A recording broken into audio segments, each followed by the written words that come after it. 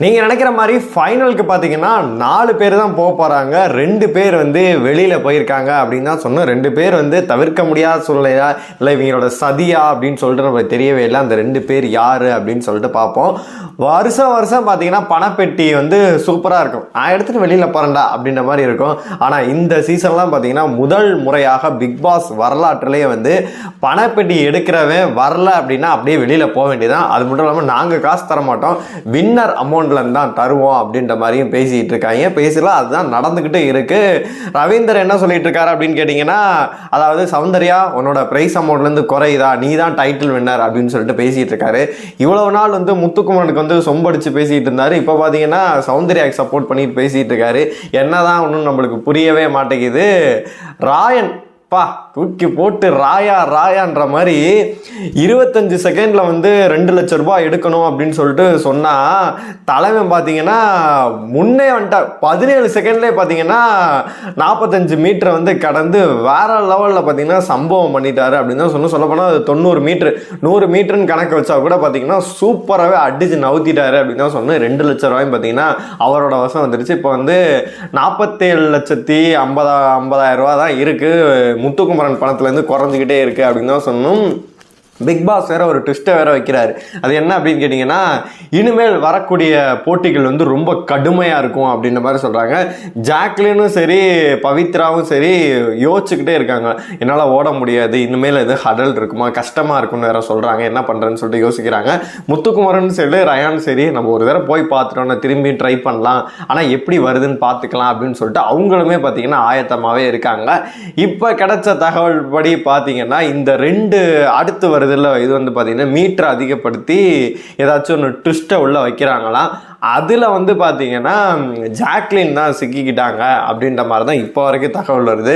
பவித்ரா நேக்கா வந்து இப்போ வரைக்கும் க்ளோஸ்அப் வச்சுக்கிட்டே இருக்காங்க. பார்த்தீங்கன்னா அவங்க யோசிச்சுக்கிட்டு தான் இருக்காங்க வந்து போட்டியில் கலந்துக்கணும் அப்படின்னு சொல்லிட்டு அவங்க நினைக்கவே இல்லை. இவங்களுக்கு மேலே ஒருத்தவங்க இருக்காங்க சௌந்தர்யா, நான் போகிறேன்ற வார்த்தை கூட பார்த்தீங்கன்னா அவங்க வாயில் வரல, எனக்கு தேவையில்லை அப்படின்ற மாதிரி பார்த்தீங்கன்னா ஓரமாக உட்காந்து வேடிக்கை தான் பார்த்துக்கிட்டு இருக்காங்க.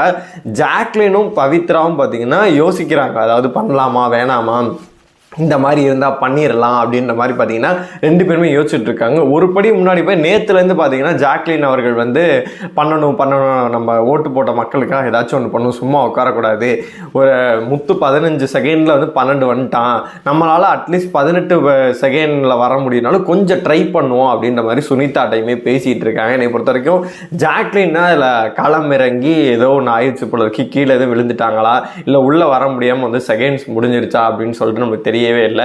என்னை பொறுத்த வரைக்கும் எவிக் பண்ணிட்டு போனால் எவிக் பண்ணிட்டு போங்கடா, இது எதுக்குடா ட்விஸ்ட் அடிச்சு அவங்க மேலே ப்ளேமை மாதிரி கொண்டு போகிறீங்க அப்படின்னு தான் சொன்னோம். அது ஒரு பக்கம். அதில் ஒருத்தன் காலி ஆகிட்டான். இன்னொருத்தன் யார் காலியானா அப்படின்னு கேட்டிங்கன்னா, ஓட்டிங் அடிப்படையில் பார்த்தீங்கன்னா அன்அஃபிஷியல் ஓட்லையும் சரி அஃபிஷியல் ஓட்லையும் வந்து குறைவாக இருக்குது அப்படின்னு சொல்லி நம்மளுக்கு வந்து யாருன்னு பார்த்தீங்கன்னா ரயான் அவர்கள் வந்து ரொம்பவே குறைவாக இருக்குது அப்படின்ற மாதிரி சொல்லியிருக்காங்க. அதனால் ரயானை தான் வந்து பார்த்தீங்கன்னா எவிக் பண்ணுறாங்க. பவித்ராவை இந்த முறையும் காப்பாற்றிட்டாங்க. விஜய் விஷாலுக்கு பார்த்தீங்கன்னா இப்போ அன்அஃபிஷியல் ஓட்டில் வந்து ஜாக்லினோட அதிக ஓட்டுகள் விழுந்துக்கிட்டு இருக்கு அந்த அனுதாபத்தினால. அதனால் பார்த்தீங்கன்னா அவர் ஒரு 3rd பொசிஷன் இருக்காரு. ஜாக்லின் கொஞ்சம் கொஞ்சமாக கீழே இறங்கிட்டே இருக்காங்க. சப்போஸ் இப்போ வந்து இந்த பணப்பட்டினால வந்து ஜாக்லின் போயிட்டாங்க அப்படின்னா அடுத்து வந்து பார்த்தீங்கன்னா இந்த மிட்வீக் எவிக்ஷன் ஒன்று இருக்கும். அதில் பார்த்தீங்கன்னா ரயானை வந்து காலி பண்ணலான்னு பார்க்குறேன். அப்போ 2 பேர் வந்து வெளியில் போயிட்டாங்க. மிச்சம் இருக்கிறது யார்? ஒன்றுமே கிடையாது. மிச்சர் திங்கிற வேலைலாம் உள்ளே வச்சுட்டு நல்ல பிளேயர்லாம் வெளியில் விரட்டிட்டீங்க அப்படின்னு சொல்லிட்டு வந்து எல்லாருமே ஃபீல் பண்ணிகிட்டு இருக்காங்க. யாருன்னு சொல்லிட்டு உங்களுக்கு நல்லாவே தெரியும். தீபக், அருண், மஞ்சரி இவங்க 3 பேரும் பார்த்தீங்கன்னா டாப் 5ல் இருந்திருக்க வேண்டியது. அதுக்கப்புறமேட்டு விஜய் விஷால் அண்டு பவித்ரா, இன்னொரு பர்சன் நான் சொல்ல விரும்பலை, ஃபேன்ஸ் எல்லாம் வந்து நீ வந்து கொந்தளிப்பாங்க, அதனால் இன்னொரு பர்சன் யாருன்னு சொல்லிட்டு நீங்களே கணிச்சு வந்து கமெண்ட்டில் போடுங்க. ஒரு 3 பிளேயர் வந்து வெளியில் இருக்கணும், இவங்க 3 பிளேயர் தான் உள்ளே இருக்கணும் அப்படின்ற மாதிரி சொல்லிட்டு இருக்கானுங்க. என்னை பொறுத்த வரைக்கும் இந்த சீசன் தான் பார்த்தீங்கன்னா இப்படி ஒரு குறுக்கா முறுக்காவாக போயிட்டு இருக்கு. என்னதான்னு சொல்லிட்டு ப்ரெடிக்டே பண்ண முடியாமல் பிக் பாஸ்க்கே அப்படி இருக்குது. ஐயோ இவங்கிட்ட பணம் கொடுக்கக்கூடாது, சரி வின்னர் அமௌண்ட்லேருந்து பிடுங்கன்னு சொல்லிட்டு என்னென்னமோ பண்ணி பார்த்து சீசனை தேத்தலாம் அப்படின்னு சொல்லிட்டு தான் பண்ணிகிட்டு இருக்கானுங்க. அதோட ஒரு ஆயத்தமாக தான் பார்த்தீங்கன்னா பார்த்தீங்கன்னா நேற்றுலேருந்து பார்த்தீங்கன்னா வின்னர் அமௌண்ட்லேருந்து எடுத்து வெளியில் இது வரைக்கும் வீட்டுக்குள்ளே டாஸ்க் நடந்துகிட்டு இருந்துச்சு. முதல் முறையாக பார்த்தீங்கன்னா வெளியில் வந்து ஓடி எடுத்துகிட்டு வரணும், வரல அப்படின்னா பார்த்தீங்கன்னா முடிஞ்சு போச்சுன்னு சொல்லிட்டு ரயான் வரப்பே பார்த்தீங்கன்னா கதவெல்லாம் பாத்தியெல்லாம் சாத்துறானுங்க. சாத்திட்டு ஐயோ திக்குன்னு. என்னை பொறுத்த வரைக்கும் முத்துக்குமரனும் பார்த்தீங்கன்னா வேற லெவலில் ஓடிட்டு கடைசியில் கப்புன்னு உள்ள வந்துட்டார். ரயானும் பார்த்தீங்கன்னா வேற லெவலில் வந்து 8 செகண்ட்க்கு முன்னாடியே பார்த்தீங்கன்னா உள்ளே வந்தார். அவர் போனதும் தெரில, உள்ளே வந்ததும் தெரில. அதே மாதிரி தான் முத்துக்குமரனும் போனதும் தெரில, வந்ததும் தெரில. அதே மாதிரி 2 பேரும் சூப்பராக விளையாண்டாங்க. ஆனந்தி ஒரு வார்த்தையை சொன்னாங்க, நீ தான் முத்து வந்து ஃபஸ்ட்டு வந்து ஸ்டார்ட் பண்ணி வச்சுருக்க, இனிமேல் யார் ஒன்றாலும் அந்த பாதை வந்து உன்னுடையது அப்படின்ற மாதிரி சொன்னாங்க. உண்மையிலேயே சூப்பரான விஷயம் அப்படின்னு தான் சொன்னோம்.